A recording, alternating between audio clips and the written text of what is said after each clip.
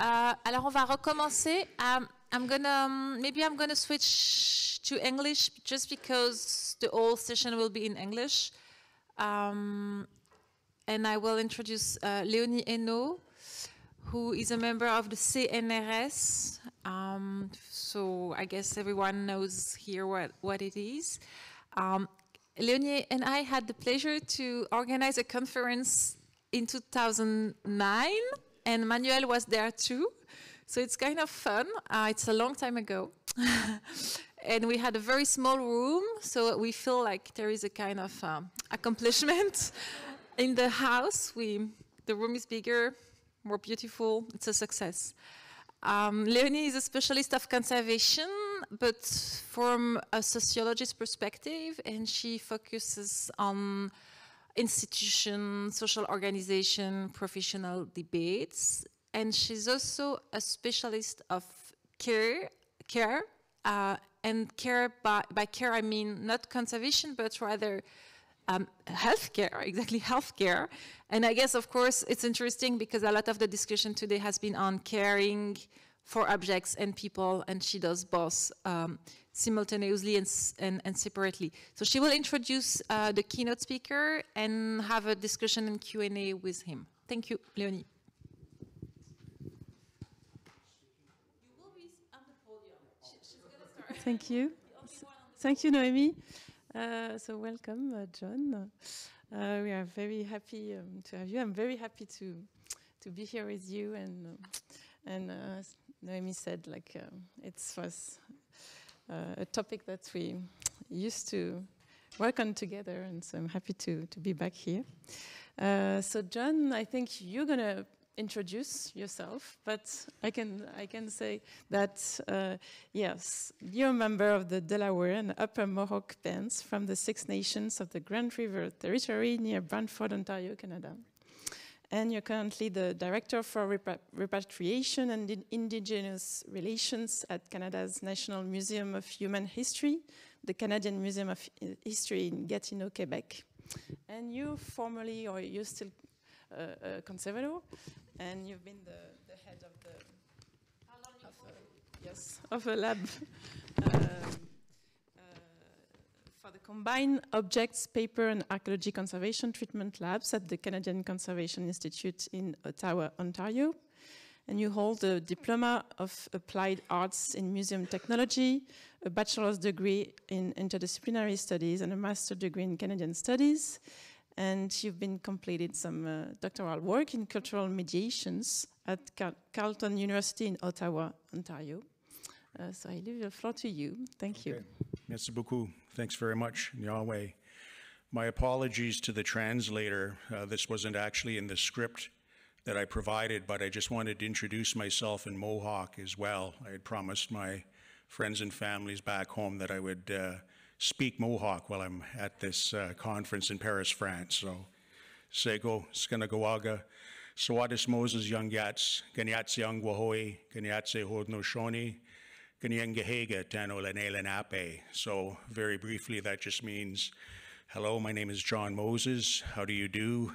I'm proud to introduce myself as an Indigenous person and as an Iroquois person. So, thanks very much. So, good afternoon. My presentation is entitled Indigenous Interventions, Museums as Sites for Rapprochement. Thank you for this platform. I've been the Director for Repatriation and Indigenous Relations at the Canadian Museum of History in Gatineau, Quebec, Canada, pictured here, since March of this year. Prior to that, I was the manager for the Objects, Paper, and Archaeology Conservation Labs at the Canadian Conservation Institute in Ottawa. I've trained and worked in a variety of collections and research functions in policy arenas across the federal museums and heritage field in Canada for a number of years now. Now, I want to begin by offering you a very personal account, a bit of my own family's history, as but one example in microcosm of historical circumstances that continue to impact Indigenous families and communities across Canada today, including in respect of Indigenous peoples' fraught, contentious, and conflicted attitudes towards museums as institutions of the ideological state apparatus. Again, I'm a member of the Delaware and Upper Mohawk bands from the Six Nations of the Grand River Territory near Brantford, Ontario. That is where both my parents were born and raised, and where the majority of my extended family members continue to live and work. Just as natural resources were being removed from Indigenous traditional territories, so too were Indigenous children being removed from Indigenous families and communities to be sent to residential schools for the purposes of assimilation into the broader Canadian society. And so too were Indigenous cultural resources being removed to museums. Hence the interconnectedness today for Indigenous activists on concepts of land back, children back, and ancestor objects back. Now, the residential school experience looms large in the history of my own family, just as it does for so many other Indigenous families across the country. While my mother's family, the Mentours, were for the most part raised at home in traditional Six Nations family settings, things were rather different on my father's side of the family. My late father, Russ Moses, who passed away in 2013, and his brother and sister were raised at the Mohawk Institute Indian Residential School in Brantford in the 1940s. Their father, my grandfather, Ted Moses, was raised there in the 19-teens, and my great-grandfather, Nelson Moses, was raised there even earlier in the 1880s. So that makes me the first generation after three that was not sent there, for which I'm of course grateful, the Mohawk Institute having closed its doors as a residential school in 1970. When my great-grandfather Nelson Moses was at the Mohawk Institute in the 1880s, it was run as a mission school where likely young men and women from the Six Nations community were sent to be trained as Indigenous Anglican clergy and teachers to be sent out west as the process of signing the numbered treaties continued and as new Indian reserves were being set aside. When my grandfather Ted was there in the 19-teens, it was essentially a military-themed boarding school during the era of global militarization that would culminate with the outbreak of the Great War. It degenerated throughout the decades of the 1920s and 30s and the era of the Great Depression. My father and his siblings had the misfortune of being sent there during the 1940s at the height of the Second World War, by which time any pretense towards providing education or training for the children had been abandoned. The Indigenous children were there to provide the forced agricultural labor necessary to keep the large farm operation going as a contribution to the civilian food production effort on the Canadian home front during wartime. The Mohawk Institute itself sat on 350 acres of prime southern Ontario farmland with varieties of crops, livestock, and orchards under cultivation. Sadly, the children themselves derived no benefit from their own labor, and they were reduced to begging on the streets of Brantford to help sustain themselves. So that is what Canada's internal colonialism looks like. That's what colonial violence against children looks like, and that's what radical social engineering looks like. As to the moral of that story, I will simply restate what my father Russ himself wrote at the end of a residential school memoir that he wrote many years ago. This is not my story, but yours. And this is the true meaning of reconciliation, a much used term in Canada today. It's for Canadians generally to reconcile themselves to the true history of their country, while Indigenous persons like myself and my family bear witness and speak the truth. Now, having looked at one family's truth, let us fast forward to the present day, to December the 12th, 2022, and look at the role of museums as sites for rapprochement, including at my own current employer, again, the Canadian Museum of History. And I use the word rapprochement in the sense of its meaning within international diplomatic relations, which is the establishment or resumption of a state of harmonious relations. Now, the current Canadian Museum of History, or CMH for short, traces its origins back to 1856 and the founding that year of the Geological Survey of the United Province of Upper and Lower Canada, which included a small ethnographic and archaeological survey collection. The museum thus dates Canadian Confederation in 1867, and it's one of the oldest public institutions in our country. The specialized museum function with an anthropological research agenda was separated out from the Geological Survey of Canada in 1910 and the National Museum of Canada came into being at that time. The museum has existed under different names and different legislative mandates over the decades, including the Geological Survey of Canada, the National Museum of Canada, the National Museum of Man, the Canadian Museum of Civilization, and since 2013, the Canadian Museum of History, although they all share the same history. Just so you do know, Indigenous engagement and information sharing, including in respective museum resources like inventories of Indigenous song and languages recordings present in the museum's archives, have been common practice at CMH and its predecessors going back to the decade of the 1960s, when we were the major source of artifact content and interpretive support for the groundbreaking, paradigm-shifting Indians of Canada Pavilion at Expo 67 in Montreal. We continue today at the forefront of acknowledging Indigenous information and data sovereignty today. Now, the Indians of Canada Pavilion that I just mentioned is recognized now as a watershed in Indigenous self-representation before national and global audiences, and CMH, then still called the National Museum of Man, played a key role in that success. Museum staff of the era worked closely with the commissioned Indigenous artists for the pavilion and the group of pavilion hosts and hostesses to draft the exhibition script based on the storyline development document, whose themes had been identified and gathered at a series of consultation meetings with Indigenous advisors across the country during the run-up to Expo, which opened in April of 1967 and which ran until October of that year. Now, CMH pioneered repatriation as a museum concept in the 1970s with the return of seized potlatch materials back to the Kwagulf communities of Alert Bay in British Columbia, Alert Bay and Cape Mudge in British Columbia. We were the first national museum anywhere in the world to undertake the repatriation of a portion of the national collections back to the communities of origin, sadly something for which we were roundly criticized at the time by the rest of the museum community. Repatriation following a CMH example is now mandated under both the UN Declaration on the Rights of Indigenous Peoples and within the Canadian borders, the Truth and Reconciliation Commission calls to action and final report. Now, the current Board of Trustees approved CMH repatriation policy dates from 2001. It was one of the institution's corporate responses to the Joint Canadian Museums Association and Assembly of First Nations Task Force report on museums and First Peoples.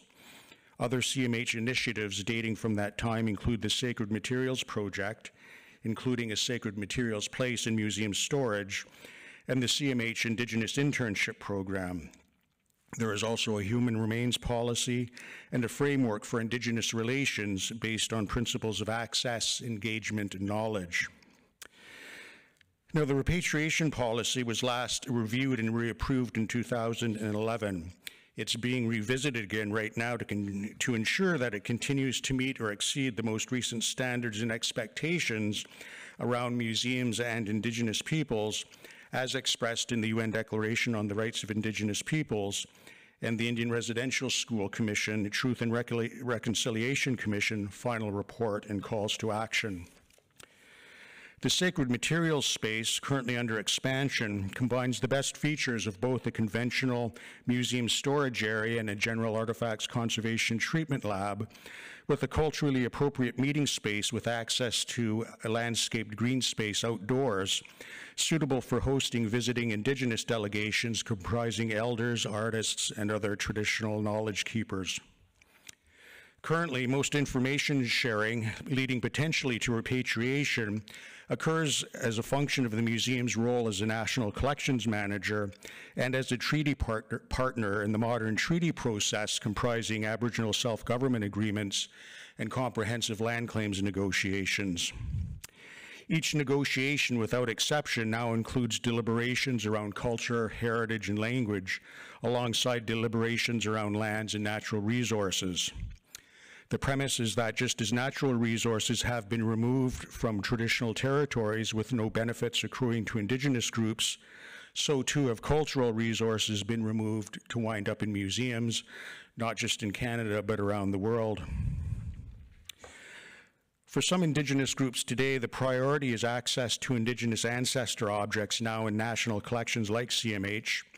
For other groups, the priority is Indigenous language retention and revitalization as a function of the residential schools process.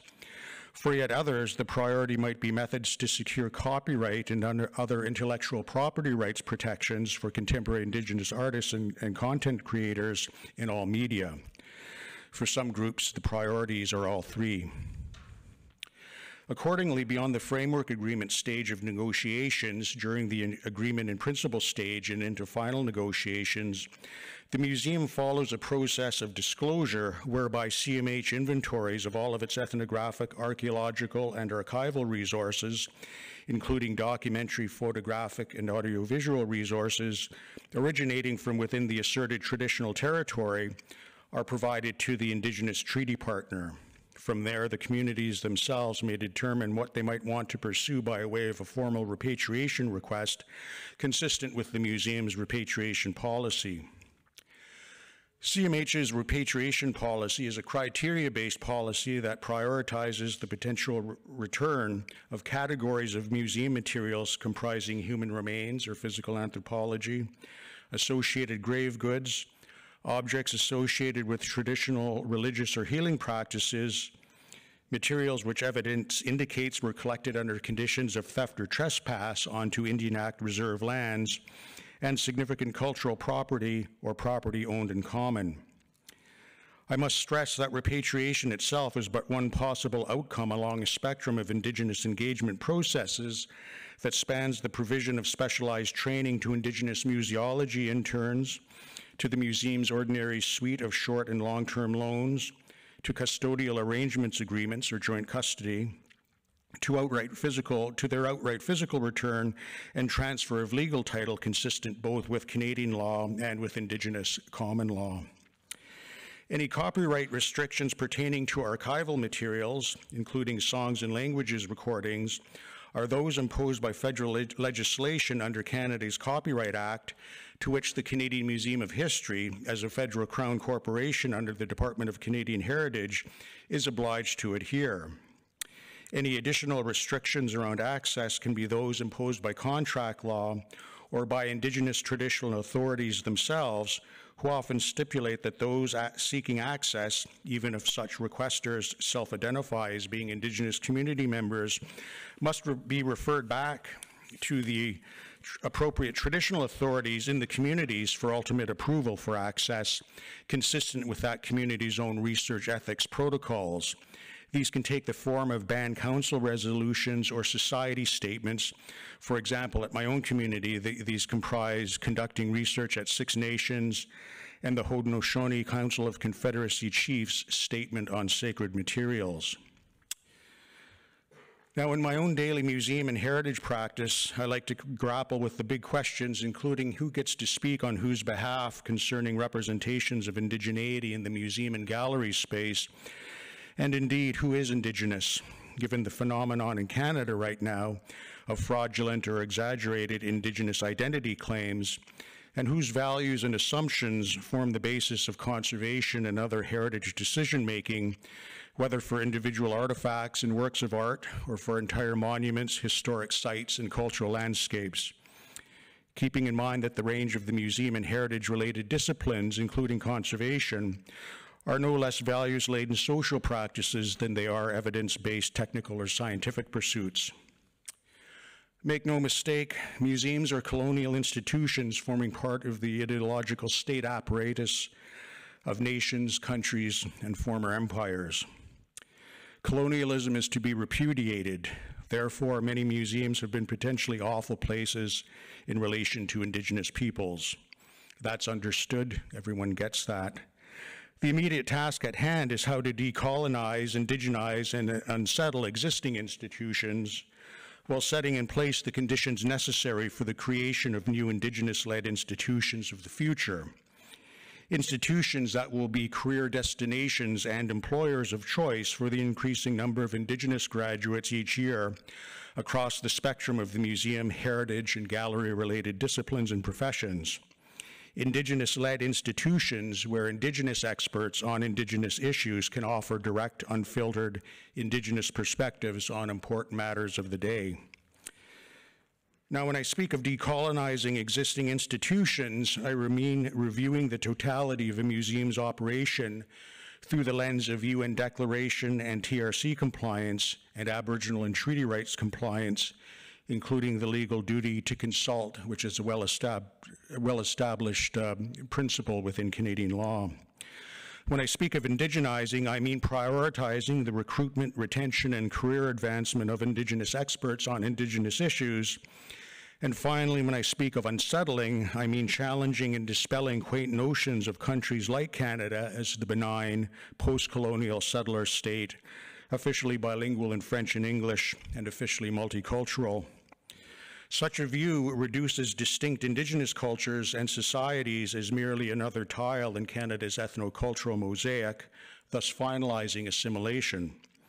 The legal and practical reality is that Indigenous peoples in Canada possess unique, constitutionally protected Section 35 Aboriginal and treaty rights that do not accrue to other equity-seeking groups and which must be respected.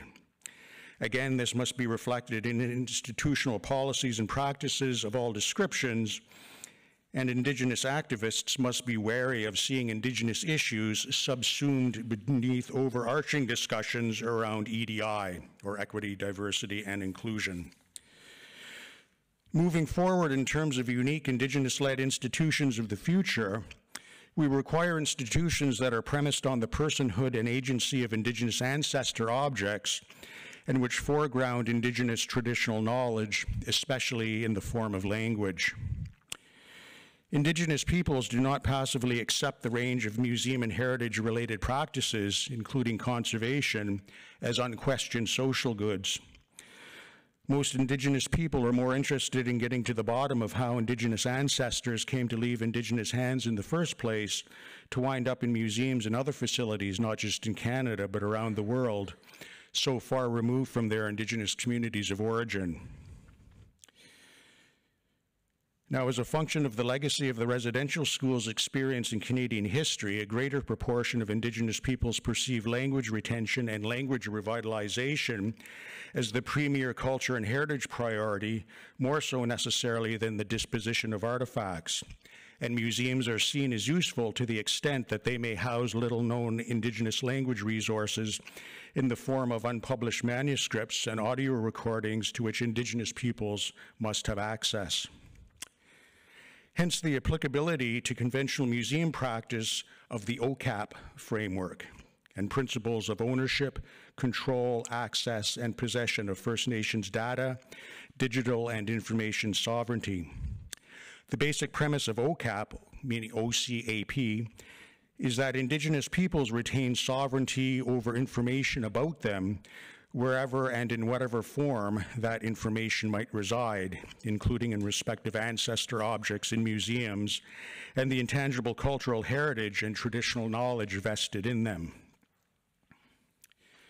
Furthermore, again, just as stated at the outset of this presentation, many Indigenous peoples perceive that just as natural resources were being extracted from within traditional territories and children were being removed from Indigenous families and communities to be sent to residential schools, so too were Indigenous ancestor objects being removed to museums.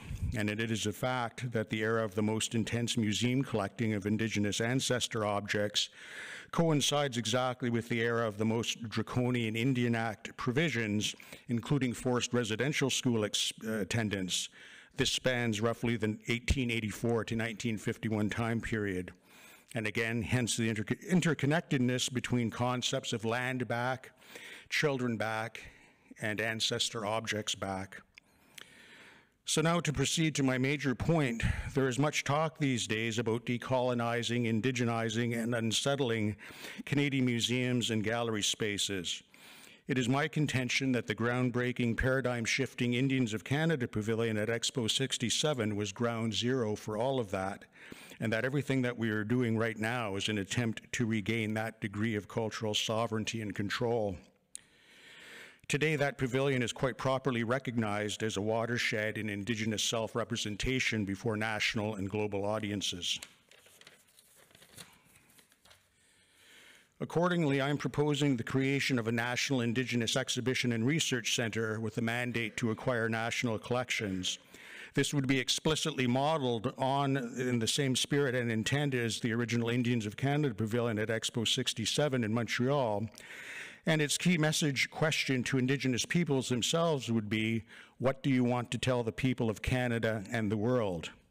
In this, our own era, the National Indigenous Exhibitions and Research Center is proposed as the means by which the federal government might make good on TRC Call to Action 81, which calls for the commissioning and installation of, quote, a publicly accessible, highly visible residential schools national monument in the city of Ottawa to honor residential school victims, survivors, and all the children who were lost to families and communities, end of quote.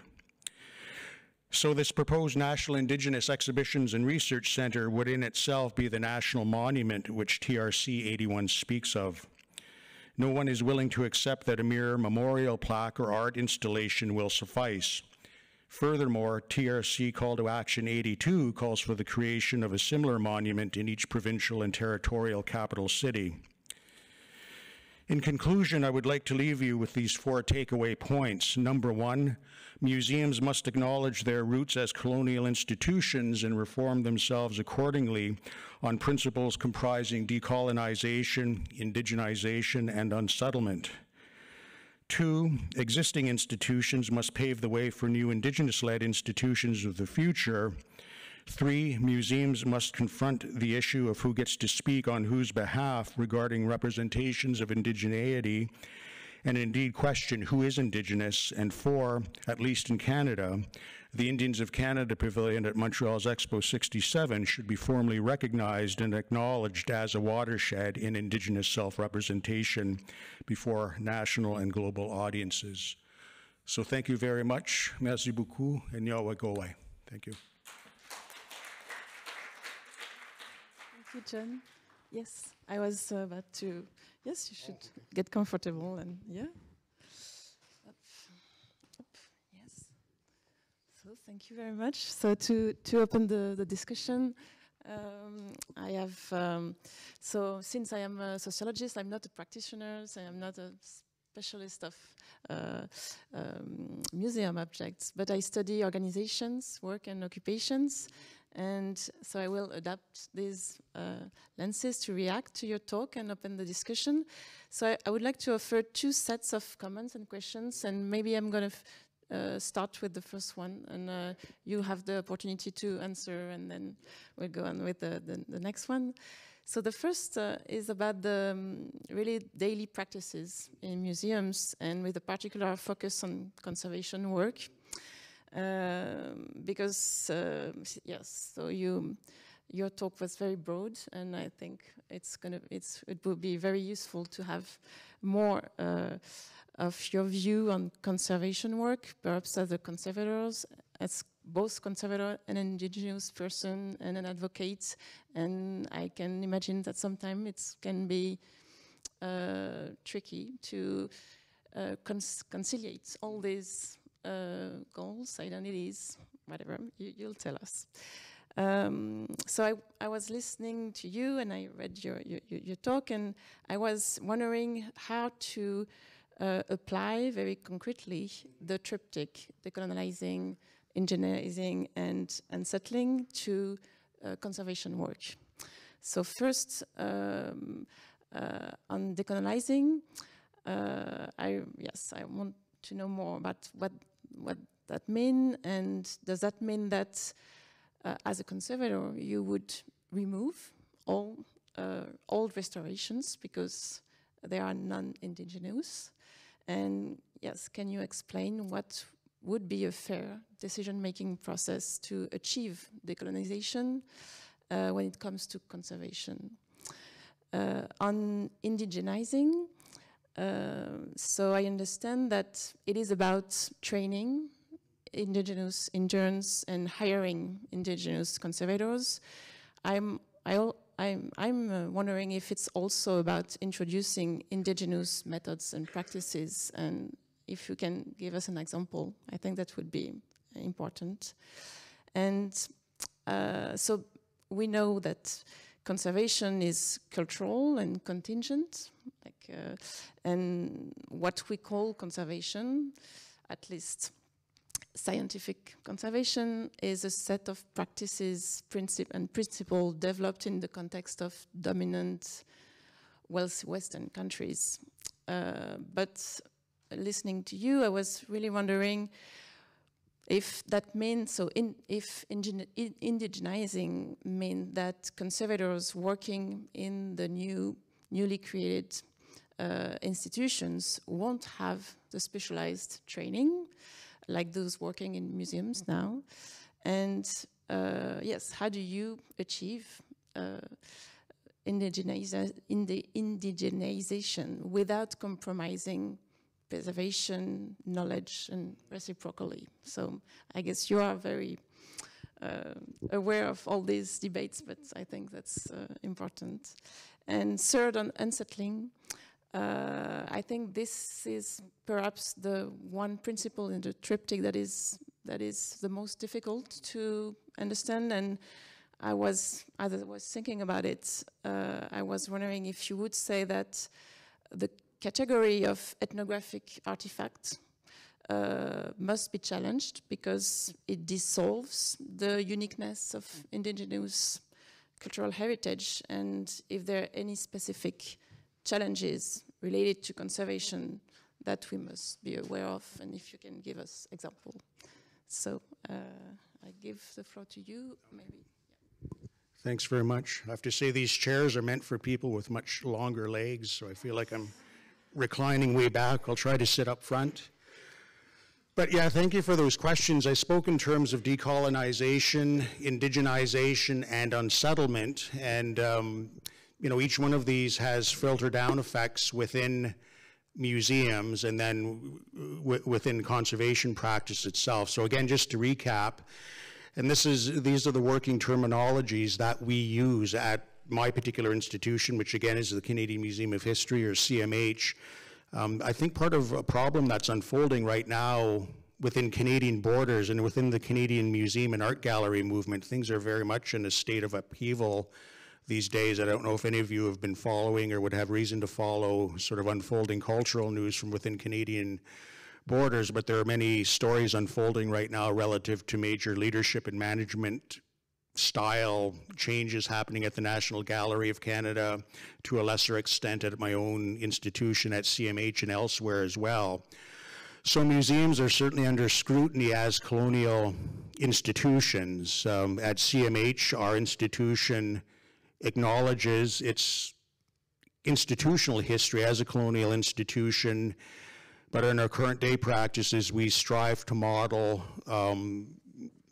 the most recent standards and expectations around Indigenous and museum relations, again, as embodied within the UN Declaration on the Rights of Indigenous Peoples and the Indian Residential Schools Truth and Reconciliation Commission final report and calls to action. Now, decolonization within a museum sense means reviewing the totality of the museum's operations through that lens of UN Declaration and TRC compliance. The museum's specific provisions of the UN Declaration include most notably Articles 11, 12, and 31, that, especially with 31, that essentially states that Indigenous peoples maintain sovereignty over information about them wherever that information might reside, and that includes with the intangible cultural heritage that's vested in museum objects within institutions. We spoke about, well, what are the practical filter down effects for conservators in daily practice relative to that? One very practical thing is precisely the, you know, what I had mentioned during the question and answer session of the prior presentation, was that conservators should do everything that they can if they are treating an object of Indigenous origin within their conservation lab, whether it's there for 5 days, 5 weeks, or 5 months, they ought to take the time and effort necessary to find out all that they can regarding the point of origin of that particular artifact and record within their own treatment information, including condition reports and treatment, or, well, condition proposals, treatment proposals, daily treatment records, the appropriate Indigenous language terminology that is associated with that particular object, because when objects are decontextualized like that, it's not just the physical object is removed from the Indigenous community of origin, that whole body of specialized language and terminology that's associated with the manufacture and use of that object is likewise lost. So, you know, that's one very, I wouldn't call it, it's not necessarily a small gesture, it can be huge in its implications, but conservators too should be interested in retaining the traditional language terminology associated with the Indigenous objects, which their institutions presume to collect and maintain in stewardship, in which they in turn you know, pass on to their conservators to treat. So that's one very practical situation. Institutions should likewise establish Indigenous artist in residence programs whereby Indigenous artists can be brought into institutions like museums to consider traditional materials and techniques through a museum conservation lens, and likewise at the same time, and perhaps this is perhaps even the more important part, is that conservators stand to learn from traditional craftspersons and artists the materials and techniques that are embodied within the artifacts that are there in the collections. Likewise, institutions should consider developing their own Indigenous conservator and training programs, and that's how I first came on board at the Canadian Museum of History. I'm dating myself here, but this goes back to the late 1980s, and at that point, the museum had a national Indigenous development program, and as a new graduate within museum studies in Canada, I was able to obtain employment at, it was still the Canadian Museum of Civilization at that point, but I was able to obtain employment for a period of 2 years, which saw me being rotated every 6 months through the museum's conservation labs, which at that point included textiles, archaeology, books and works on paper, and then the general artifacts lab. Institutions likewise, should it be within their means, should consider the creation of traditional Indigenous care spaces, again, where ethnographic artifacts from the collections can be treated within conventional artifact conservation treatment spaces that at the same time contain unique Indigenous features. And I would suggest that there's one particular spiritual activity that is pretty well common for all Indigenous groups across the country, whether you're talking about the, you know, the East Coast or the West Coast or any point in between and up into the Arctic for that matter, and that's the smudging of artifacts, which is the ritual application of the smoke and fumes arising from traditional plant medicines, depending upon the part of the country you're talking about. This would be cedar for the West Coast, it would be sage for the prairie provinces, sweetgrass and tobacco in and around the Great Lakes and to the Atlantic seaboard. Museums should be fitted with traditional care spaces that enable the enactment of traditional care practices when delegations are visiting museum collections. So that's, you know, these are all features of decolonization. Again, when I speak of indigenization, that means increased efforts to recruit, retain, and promote the career interests of Indigenous museum professionals, including within the conservation profession within institutions. Something that I've noticed myself just anecdotally by observation over the past few years in Canada is that there's an increasing number of Indigenous graduates each year across the spectrum of the museum and heritage-related disciplines. However, many of them, in fact, most of them are being recruited directly back into academia because Canada's system of colleges and universities now themselves have very vigorous indigenization programs. So the colleges and universities basically are our major competitor in attracting these new Indigenous graduates in the heritage profession. So that's something we have to, you know, do whatever we can to position ourselves as a competitor, as an employer of choice, and as a career destination beyond the academy itself. So, and when I speak of unsettlement, that doesn't necessarily have so much to do with the conservation profession itself, although, you know, much of what we do as conservators, obviously, it's not public-facing. Preventive conservation, care of collections, it often goes unseen by the ordinary museum visitor. We know ourselves that it takes place, but we have to do more to advertise what we do to the broader public, including a willingness to examine all these issues around Indigenous sensitivities that are embodied in the artifacts that comprise the collections that we retain stewardship over. But especially within other museum products such as books and publications and exhibitions for that matter. And perhaps it's more of a curatorial and research function, more so necessarily than a conservation and care of collections function. But we always have to be challenging ourselves to make sure that we're not simply propagating, as I say, these very conventional, very traditional notions when we're looking at the unfolding of Canadian history and how Canada likes to present itself internationally as this benign post-colonial settler state that, as I said in my presentation, it's officially bilingual in French and English. It's officially multicultural. That kind of representation doesn't do anything really to educate the public on the uniqueness of Aboriginal and treaty rights. And this isn't anything that's just abstract. It's a huge legal import within Canadian circles. We have constitutionally protected Aboriginal and treaty rights that do not accrue to other equity-seeking groups within Canada, whether we're talking about women or visible minorities or persons with handicaps.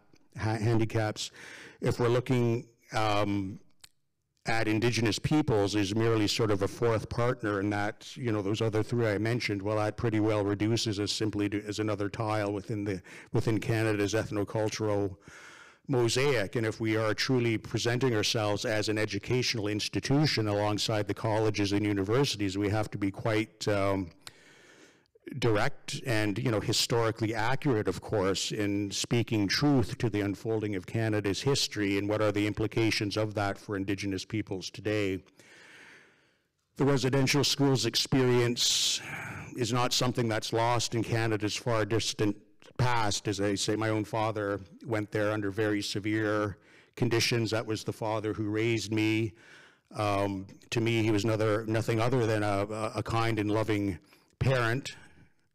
But I hate to say that that may be the exception, because there are so many stories right now of multi-generational residential schools, families like my own, who basically lost parenting skills because the parents were not raised at home by their families in ordinary environments. They were raised in institutions that were more akin to military organizations than anything else. Well, that legacy is coming back to haunt us in the present day, where, you know, we've got a whole generation of younger Indigenous people out there who are the product of being raised within environments where the parents and grandparents themselves did not have healthy parenting skills. So, you know, it's not something that's lost. The residential school experience is not lost to history. It's not lost in history. We're feeling the impacts of it right now as I speak. So I don't know if that captures everything, but I'd be, you know, here happy to discuss any points further.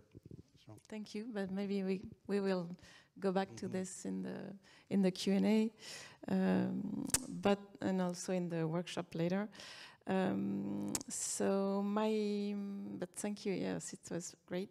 My second set of comments is about museum and the rationale underlying the creation of what you define as new Indigenous-led institutions.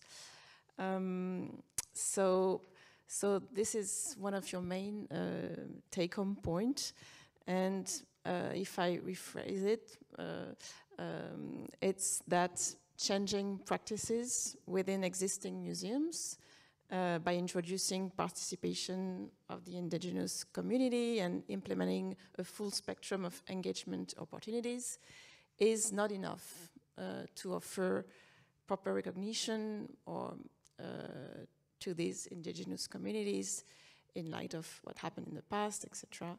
And that in the future, only the creation of new indigenous-led institutions would make a real change. And so I think it's, so in a way, this statement was not surprising to me.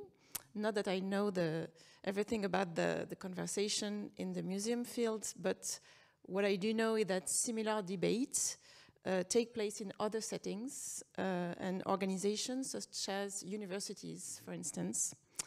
And there's some scholars who've been recognizing that inclusion and diversity programs have limitations, and they show how inclusive policies may reduce but not erase between group inequalities. For instance, inequalities between Afro-American and white students who attend Ivy League colleges and universities.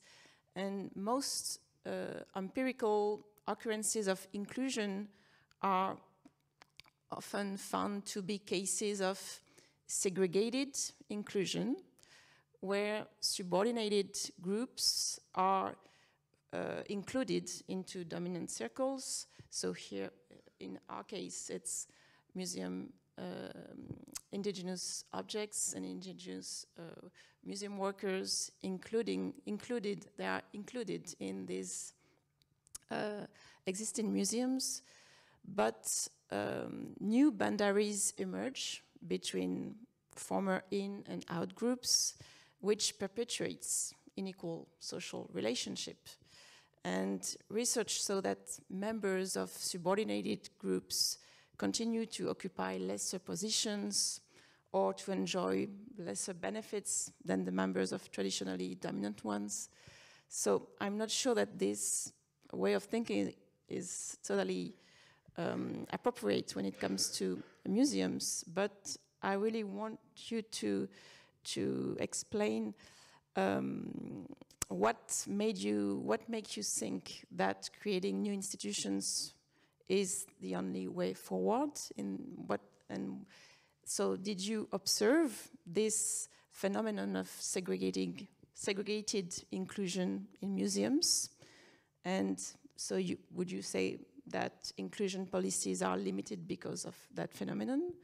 Or would you say that inclusion policies are limited because, on the contrary, they are successful, so they achieve some kind of full integration, but as all of these different kind of collections are considered equal, full integration also means assimilation, and therefore the disappearance of the uniqueness of the indigenous culture.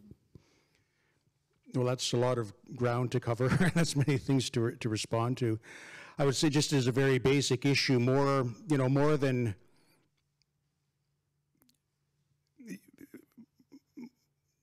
one thing can be true at the same time, and more than one approach can be valid at the same time. So, I have no doubt that there will always be a Canadian Museum of History with significant Indigenous content.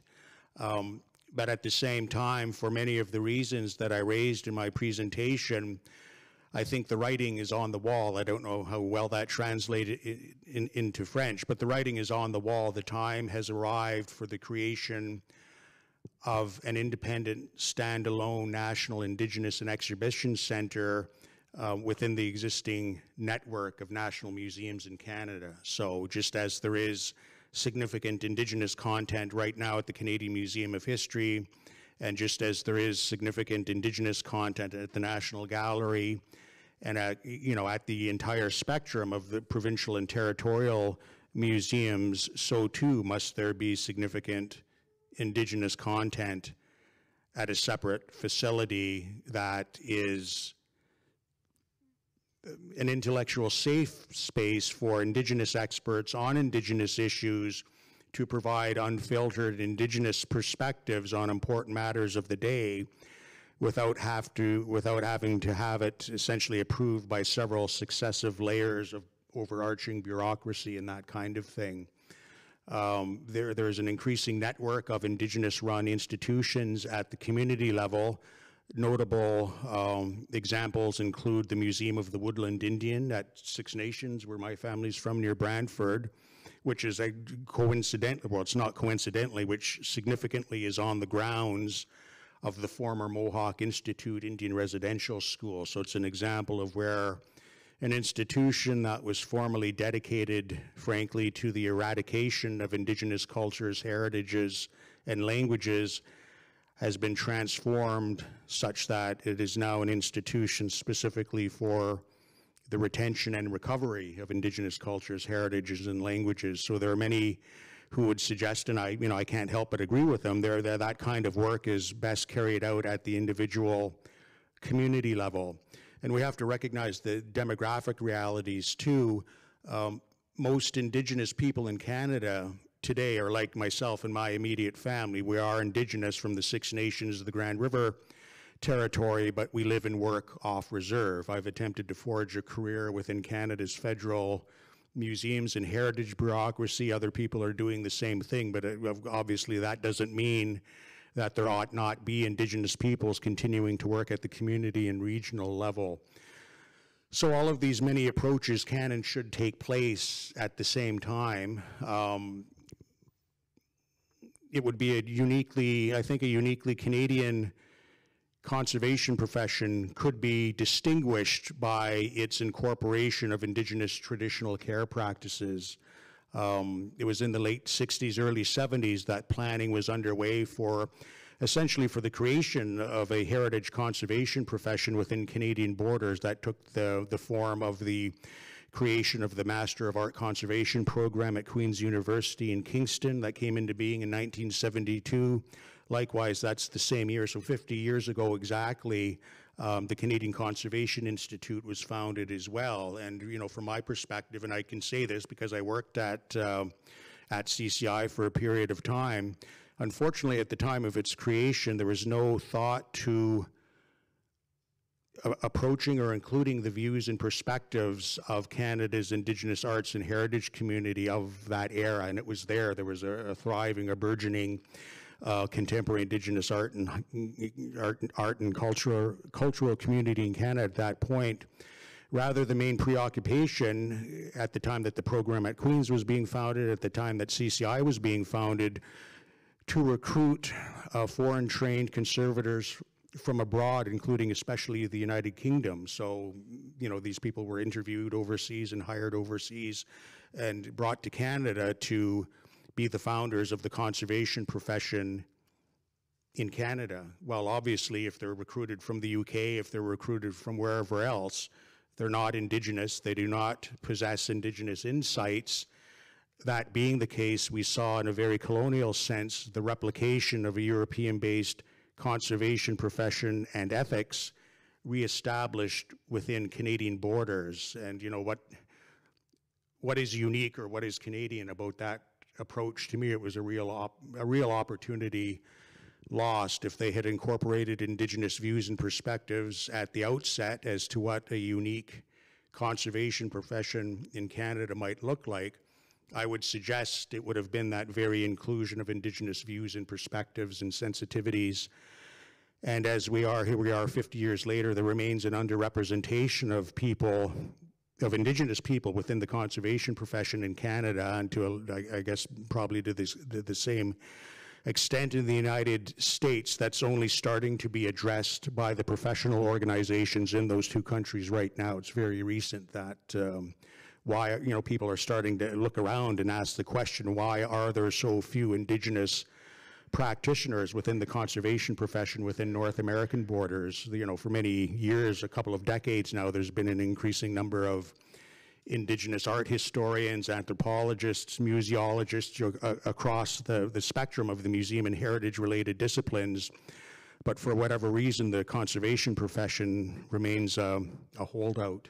And certainly it's a historical truth that we have seen conventional conservation standards in years past being put out there to thwart Indigenous access to collections. So, that's something that we're only starting to view right now. At one point, the thinking was, well, if objects are being repatriated, what kinds of facilities are they going back to? Well, that's not even part of the equation. It's not about that. As repatriation unfolds, objects are being returned permanently to their geographic points of origin, and the museum from that point forward ceases to have any claim in the future disposition of that artifact or collections of artifacts. It's understood if it's a human remain or a grave good that's going back, it's understood that it will be reburied or cremated, perhaps in accordance with the traditional indigenous cultural practices. If an object is of a sacred, ceremonial, or ritual nature, it's understood it's going back in order to be put back into traditional uses. And the indigenous communities themselves, based upon their long-standing indigenous traditions of caregiving and maintenance, will do whatever is deemed necessary for the safekeeping of the object. And so, it's all in that vein. Thank you very much. Maybe we can, yes, open to some questions. And remarks or questions for John or Léonie? Yes, Sarah.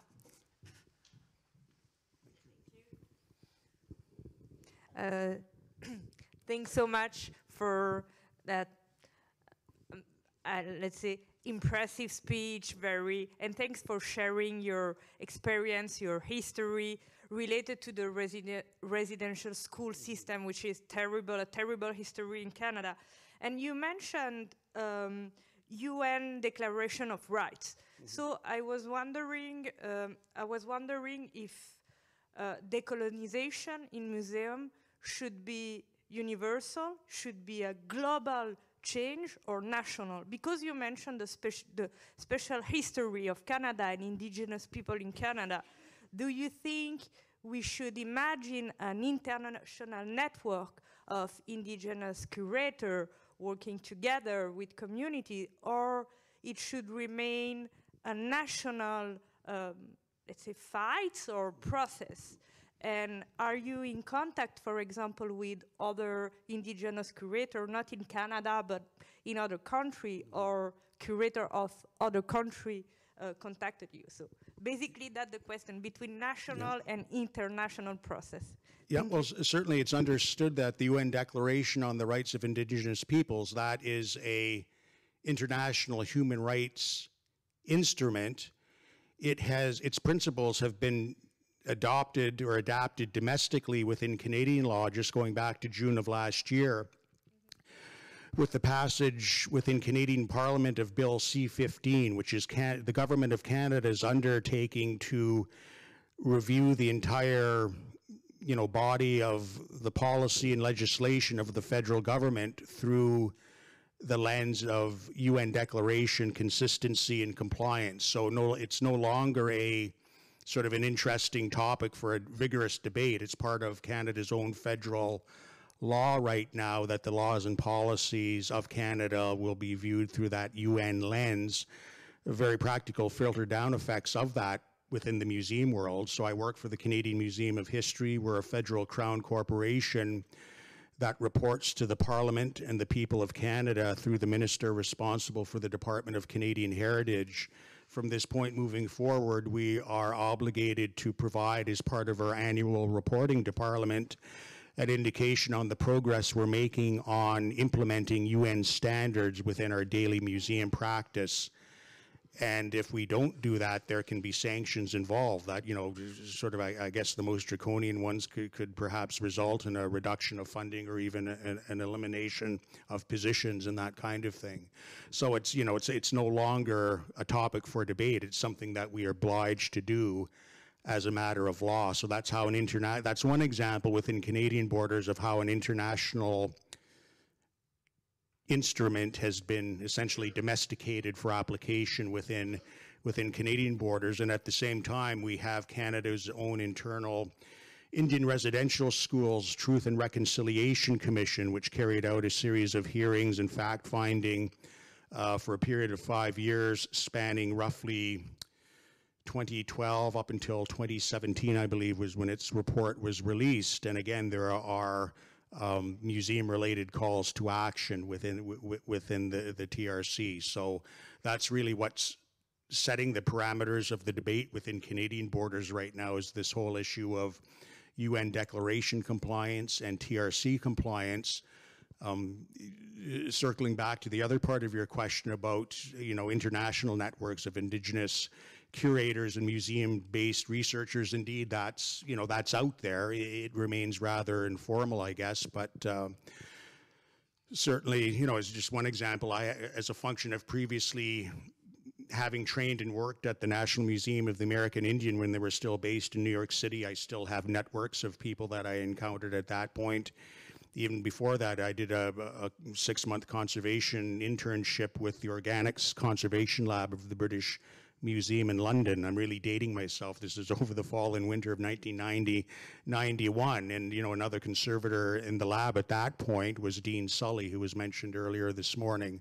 So yeah, we do have these, I guess, depending on how long you've been around and, how far afield you've been able to travel, we do have these informal networks. Was it Catherine Raymond, the Maori performance artist who spoke here this morning? Rosanna Raymond, yeah. She spoke of, the work that she's done with a range of museums in the UK, the United States, the Museum of Anthropology at the University of British Columbia. So, the short answer is yes, the international Indigenous rights movement, by definition, it's a global movement.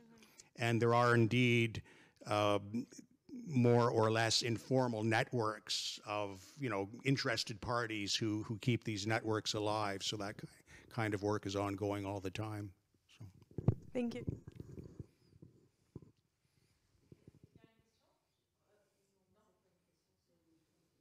Une contribution. It's great. A contribution.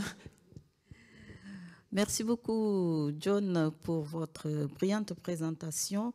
C'est juste une corrélation que je voulais faire, parce qu'à Saint-Louis, dans le 19e siècle, il y a eu une école qu'on appelait l'école des otages.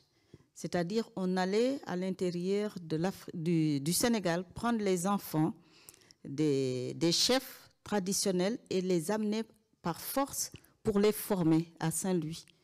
Et l'école a évolué pour devenir après l'école des fils de chefs, parce que c'était beaucoup plus beau que l'école des otages. Et ensuite, pour en arriver à l'école Ahmed Fall. Et donc, ces enfants qui étaient les premiers interprètes en Afrique de l'Ouest sont devenus par la suite les premiers syndicalistes de l'Ouest africaine aussi. Donc, je vois une similitude entre ce que vous avez expliqué tout à l'heure, et je profite de l'occasion pour vous poser la question, à savoir, quelle est la relation entre vous, donc le musée, en fait, et l'Institut canadien de conservation? Quelle est la relation? Est-ce que vous recevez des étudiants qui viennent, par exemple, je sais, vous recevez des étudiants qui viennent de l'Afrique, mais qui ont quel niveau de formation en conservation, par exemple? Merci. Yeah, thank you for that. Well, I know certainly at the Canadian Conservation Institute for many years now, they've hosted conservation interns from foreign countries abroad, so that's good. To this point, they have hosted a bare handful of Indigenous conservation interns from within Canadian borders. So I would suggest that's, one thing they have to work on. And during my period of employment there, it was one thing I was trying to advocate for, was the creation at CCI, just as I'm doing right now at the Canadian Museum of History, of the creation of a unique Indigenous conservator and training program at both of those institutions, as well as the creation of an Indigenous artist in residence program at both institutions, where you can have Indigenous artists and craftspeople come in to impart, well, on the one hand, to look at traditional materials and techniques from a mainstream or conventional or a Western point of view, but at the same time, train the museum's or the Institute's own staff on traditional materials and techniques. So it's very much a two-way institution. Certainly the system of residential schools that exists, or that did exist within Canadian borders, it was not unique, and the principals and administrators of residential schools in Canada used to meet, however formally or informally, with other, you know, the administrators of similar institutions within other British Commonwealth countries to basically discuss lessons learned and to describe their own best practices. There used to be annual conferences of residential school administrators where they used to get together exactly for that point. And I had mentioned a residential school memoir that my own father wrote.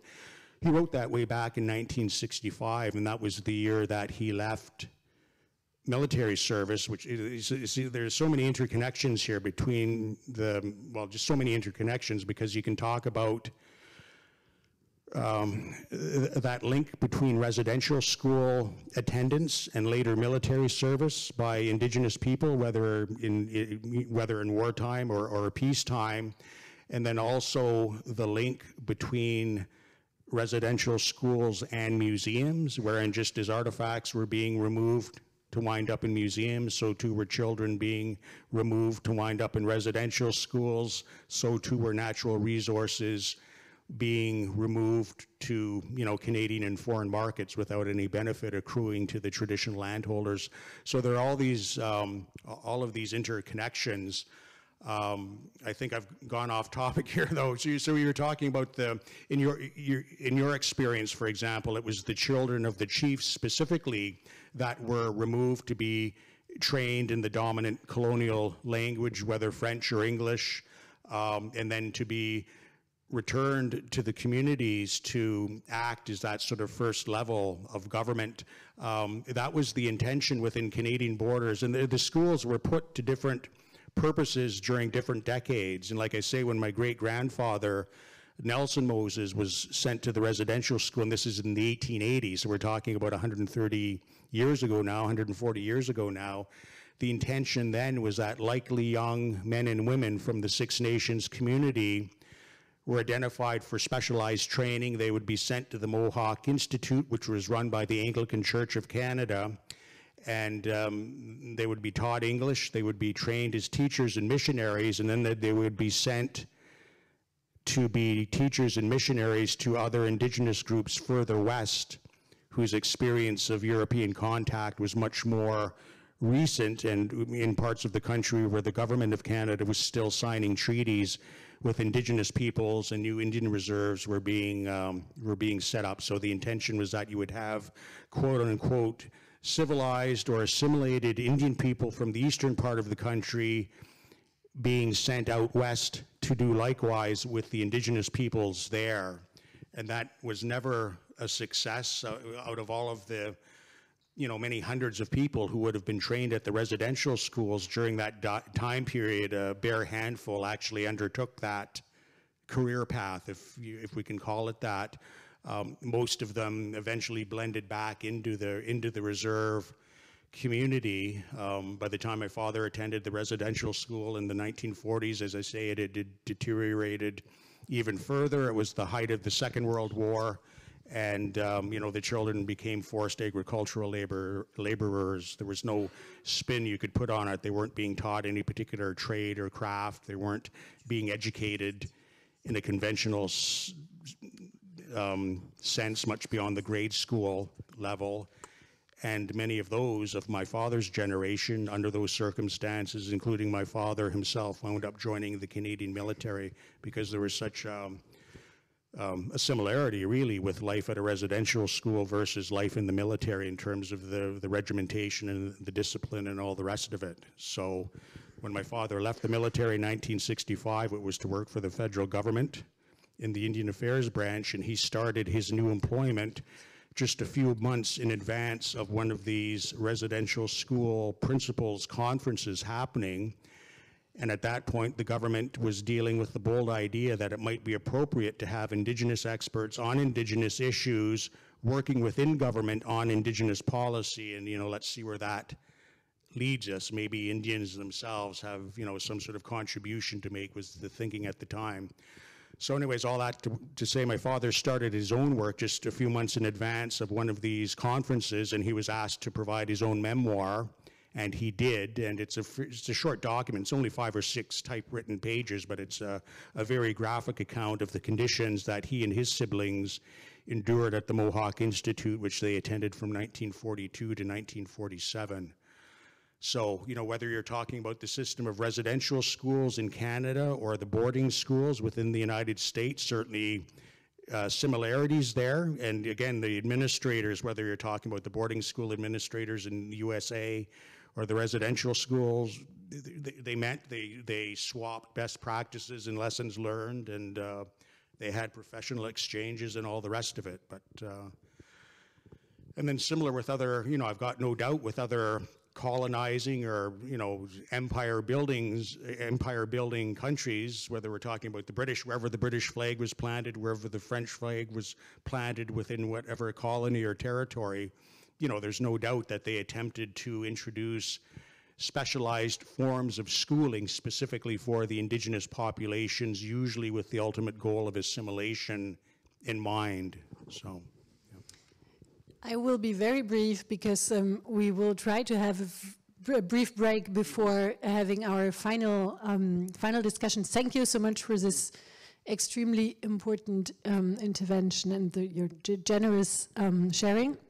I wanted to come back to this question of stewardship of the museums, as I feel that this is one of the maybe decisive steps in moving away from the model of the Universal Museum and in introducing a shift in the question of decision making and moving away from the idea of the museum as an owner.